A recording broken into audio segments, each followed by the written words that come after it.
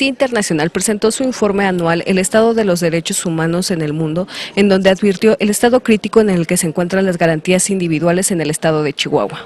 México vive un momento crítico en materia de derechos humanos.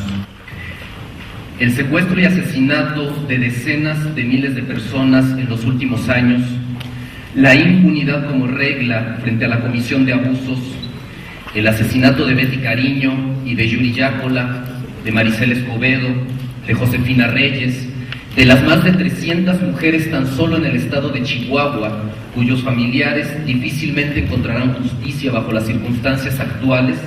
Chihuahua es una de las regiones, una de las zonas con una realidad en materia de derecho humano más crítica en el país, evidentemente por los niveles de violencia, pero no solo por los niveles de violencia.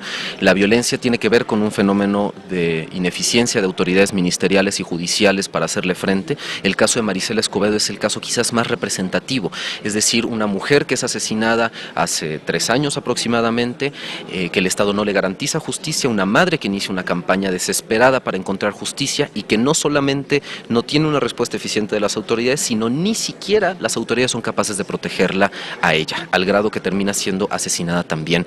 En la medida en la que nosotros nos acostumbremos a que este tipo de casos simplemente suceden en México, estamos condenados a perpetuarlos una y otra vez. Es un tipo de realidad que sencillamente no podemos permitirnos.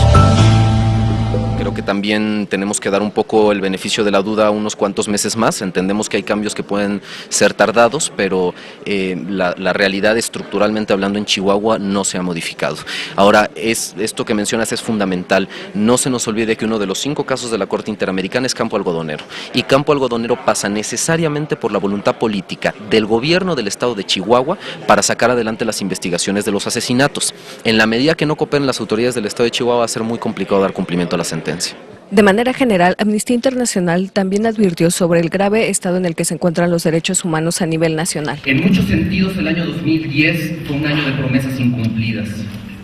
Desde aquella promesa repetida tantas veces por las autoridades federales en los últimos años, en el sentido de que se instalaría un mecanismo efectivo y permanente de protección para periodistas y defensores y defensoras de los derechos humanos en situación de riesgo, hasta la promesa de dar cabal cumplimiento a las 5 sentencias de la Corte Interamericana de Derechos Humanos en contra del Estado mexicano, las autoridades han fallado en su cumplimiento con la población mexicana y con la comunidad internacional de hacer frente y de hacer realidad, de hacer frente a esta situación y de hacer de los derechos humanos una realidad en nuestro país.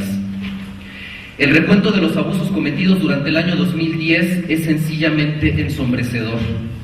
Las autoridades mexicanas cuentan al menos 15,000 muertes violentas relacionadas con bandas del crimen organizado.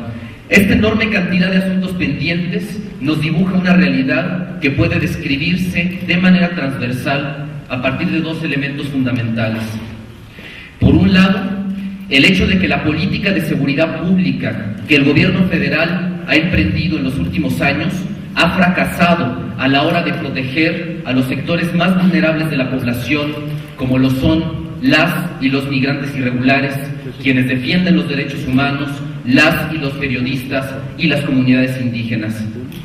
Por el otro, un clima generalizado de impunidad que cuestiona seriamente la eficacia y la capacidad del sistema de procuración e impartición de justicia para hacer rendir cuentas a los responsables de la comisión de abusos. El gobierno mexicano se encuentra hoy en una encrucijada. Puede mantener un estado de cosas y condiciones que han permitido y en ocasiones solapado el mal ejercicio del poder público, o puede, por el contrario, atender el clamor social que exige cambios drásticos en un corto plazo para garantizar justicia y dignidad para todas y todos. Es urgente que las autoridades mexicanas den muestras claras sobre su compromiso con los derechos humanos.